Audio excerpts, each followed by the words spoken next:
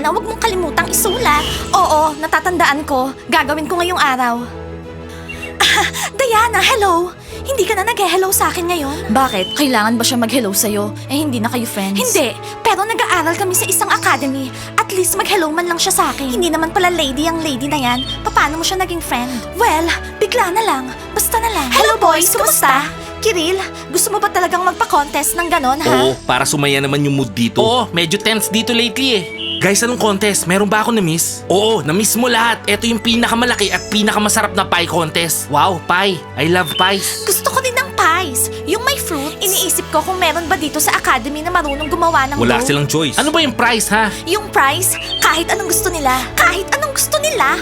Martin, tulungan mo akong mag-bake ng pinakamasarap na pie. Kailangan manalo tayo. Sabay tayong gagawa ng dough, baby. Aba. Bumabanat si Little Martin natin, ha. Okay, tara na. I-announce na natin yung competition sa Bunny Academy. Hello, Diana. Nakita mo ba yung pabango ko? Bigla na lang nawala sa kwarto. Hello, Dana. Alam mo, tanungin mo yung mga friends ni Kitty, si Sandra, tsaka yung si Annie. Sandali lang, may na-miss ba ako? Nakatira na sila sa kwarto? Oo, kahapon pa. Guys, can I have your attention please? Magpapa-contest kami ng mga guys dito sa academy. The biggest and the yummiest pie competition. Dana, at kung sino mang nagnakaw ng gamit ko, ibalik nyo na please. Oo, ibalik nyo. Kasi kapag nalaman namin kung sino yung nagnakaw, hindi namin palalagpasin. Yes! Pie contest! Pagkatapos ng klase, bumili ka ng spinach. Gagawa tayo ng spinach pie. Gusto lang nilang kumuha ng attention sa pie na yan. Okay, anong iniisip mo, Kitty? Magkakaroon tayo ng sarili nating contest. Mona, nai-imagine ko na yung pie na ibibake natin. Leopard? Finally, nababasa mo na yung isip ko. Oo, milk, chocolate pie. Pwede kayong bumili ng ingredients na gagamitin nyo after ng klase. Bukas yung competition. Hindi nyo mai-imagine yung premyo na naghihintay sa inyo. May aamin ba sa inyo kung sino nagnakaw ng perfume ko? Competition para sa yummiest at biggest pie. Hindi natin kaya to. Sean, ikaw. Kaya ko maglagay ng cherry sa ibabaw. Wala namang magagawa Sandali lang, hindi natin alam yung premyo. Oo nga, speaking, ano yung premyo ng winner? Kahit anong gusto ng winner, makukuha niya. Yun yung prize. Kahit ano. Oo, yung pie namin yung magiging pinaka-the best. Sa atin na mapupunta yung prize. Guys, hindi. Yung pie namin yung not yung the best. Magaling akong baker. Tingnan lang natin. Gagawin natin pie, yung merong tenga. Okay? Oo, mananalo tayo. Hindi ko nakikita si Teacher Mike, Fiona, at Judy na nag-a-approve sa contest. Sinusuportahan ko to 100%. Magandang contest Sandali to. lang, sasali ako. Gagawin ko yung pinakamalaking pie. At lalabas ako dun sa pie, di ba Mike? Fiona, isa kang coach. Huwag mong kakalimutan yun. Lagi kang trying hard para maging center of attention. Itigil mo nga yan. Isipin nyo na ngayong araw yung pie na ibibake nyo. Bukas yung contest. At ngayon guys, oras na para sa contest ni Kitty and Friends. Ha? Hoy, sa tingin mo ba matatalbugan mo ko? Ha? Huwag mo nga akong istorbohin, Diana. Lahat gustong marinig yung tungkol sa contest ko. Sana naman hindi to pie competition too. Hindi, mas original ako.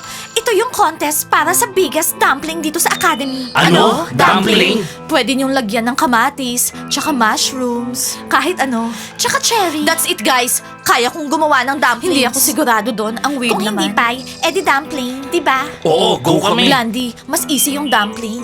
Hindi, gagawa tayo ng leopard pie. Eh ano naman premyo mo, Kitty? Ibibigay mo rin ba yung gusto ng winner? Ang premyo, matutulog kayo ng isang gabi sa kwarto namin.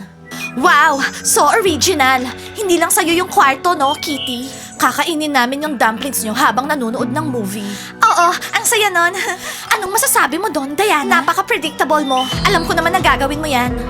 Napaka-so-so naman ang contest mo, Kitty. Hindi unique. Sigurado ako lahat sasali sa biggest and yummiest pie contest. Yung contest ko. Sa akin sila sasali. Girls, naaamoy ko yung pabango ko sa inyo. Sinong nagnakaw, ha? Bumili lang sila ng katulad ng pabango mo, Dana. Well, good luck sa'yo, Kitty. Oh, mas good luck sa'yo. Tsaka sa susunod, please, mag-hello ka naman. Wow, hindi ko na siya kilala. Nagbago na lahat, Diana. Isulat mo lahat, Big! Go! Nababaliw ka na ba, Gigi? Big! Hindi mo naintindihan! Gagawa tayo ng spinach pie na magugustuhan ng lahat. Sige na, isulat mo. Anong susulat ko? 10 kilograms ng spinach. Sige na, isulat mo. Go! So Judy, anong gusto mong pag-usapan? Very good sila. Gumagawa sila ng sarili nilang contest. Kailangan suportahan natin sila. Sinusuportahan na natin sila. Magpa-participate ako. Lalabas ako dun sa pie. Anong pie yung gusto mo? Chocolate. So, lalabas ako sa pie na puno ng chocolate. Yun. Fiona, ang pangit naman ng ideyang yan. Ang sagwa naman ng imagination mo. Bakit mo naman gagawin yun ha? Bakit? Sa tingin ko, kailangan nating mag-isip ng sarili nating contest para sa kanila. Ano sa tingin mo, Teacher Mike? Ha? Magandang idea yan. Susuportahan kita 100%. Mike, bakit tinitingnan mo na naman siya, ha? Fiona, syempre nag-uusap kami.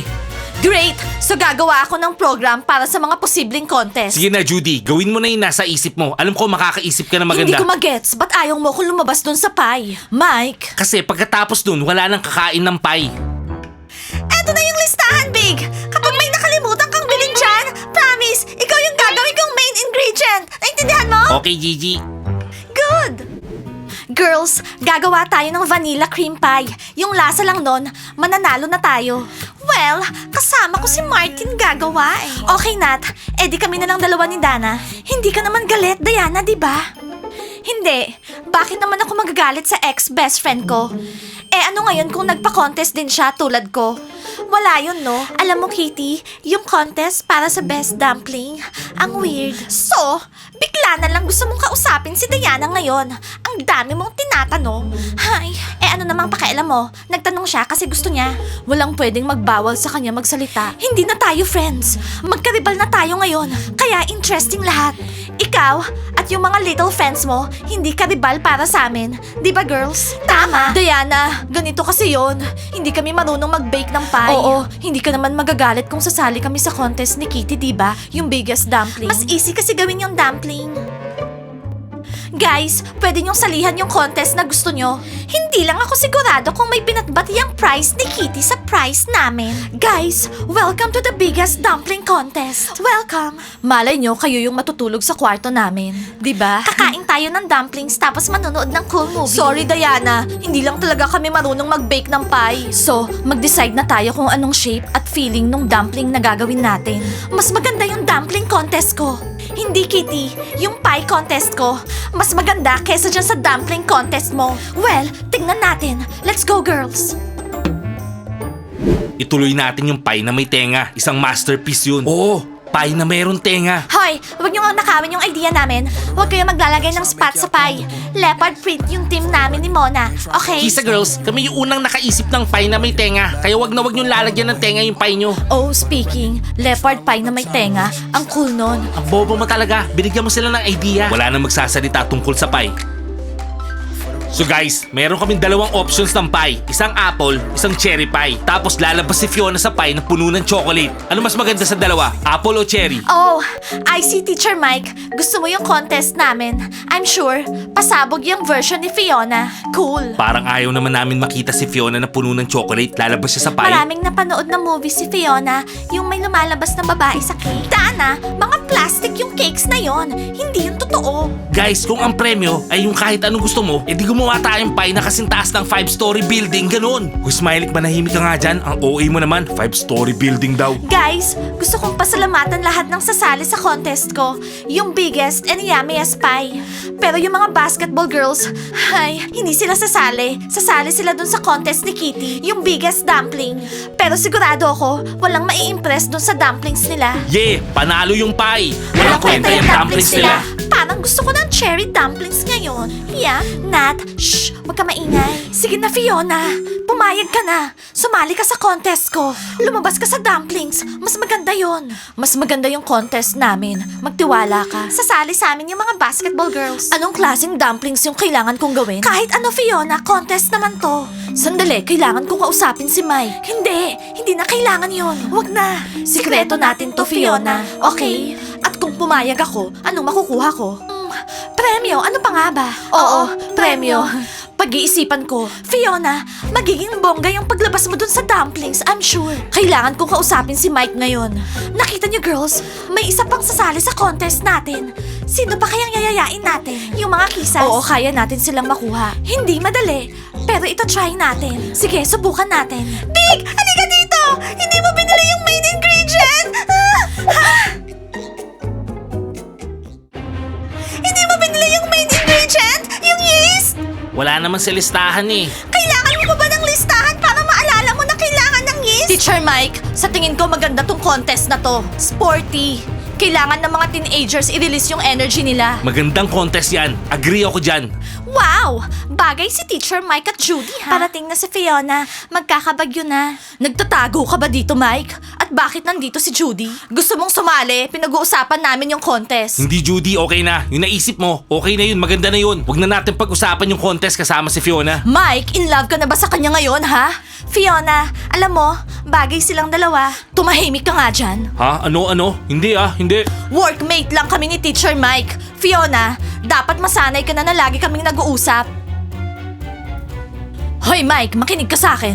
Isang beses pa kitang makitang kinakausap mo yung Judy na yan. Fiona, huwag mo nga akong pagagalitan sa harap ng mga teenagers. Oo. Fiona, ang cute tignan ni Teacher Mike tsaka Judy.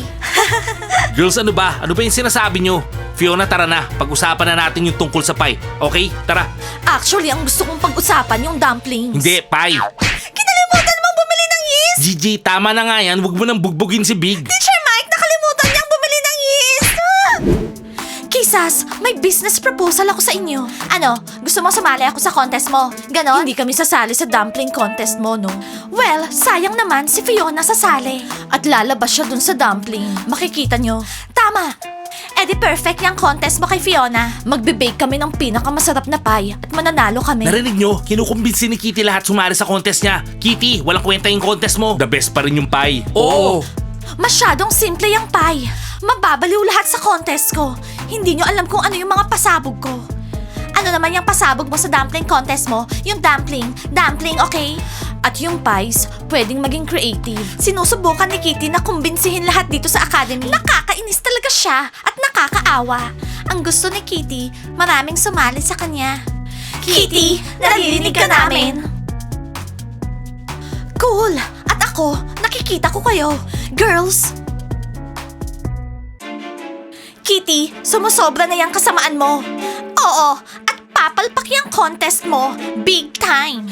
Tingnan natin. Girls, sa pie contest kami. Kami ni Mona. Gusto naming makuha yung premyo nyo. Premyo yung tawag nila doon. Magiging matindi tong labanan para sa premyo. Pero yung pie namin yung magiging pinaka-the best. Ano? Hindi no? Kaming dalawa ni Nat yung mananalo. Alam mo Martin, naiintindihan ko magjowa kayo. Pero lalaki ka, ka-teammates ka ba namin? Dapat kami kasama mo no? Bahala ka, papalpak kayong dalawa ni Nat. Maniwala ka sa akin. Tama si Kiril, kailangan namin yung mga kamay mo. Tara. Oo nga, sinong gagawa ng tenga ng pie? Sino? Ikaw yun Martin. Paano mo naman naisip na kaya kong gawin yun ha? Kasi Martin, may tiwala kami sa'yo. Boys, wag lang kayo umupo dyan. Halika kayo dito. Pag-usapan natin yung tungkol sa pie. Okay, yan na kami. Girls, umalis na nga tayo dito. Guys, meron kaming idea. Eh kung magsama-sama tayo tapos i-bake natin yung pinakamalaking pie. Ano sa tingin nyo ha? Isang pie laban sa isang dumpling. Oh girls, good idea yun. Bawat isa sa atin maglalagay ng something unique sa pie. For example, yung mga kisas maglalagay ng leopard. At kami maglalagay ng bunny. Kami, maglalagay ng boys. Lalagay ko yung sarili ko. Lalagay ko yung mukha ko. Kaya namin gawin yun. Ex-best friend ko na si Kitty ngayon, kailangan ipakita natin sa kanya. Pie versus dumpling. Guys, isulat nyo sa comment. Sa tingin nyo, sinong mananalo? Pie o dumpling? Like and subscribe to the channel. And don't forget to hit the bell. See you on our next episodes. I love you guys. See you soon. Bye! Oo,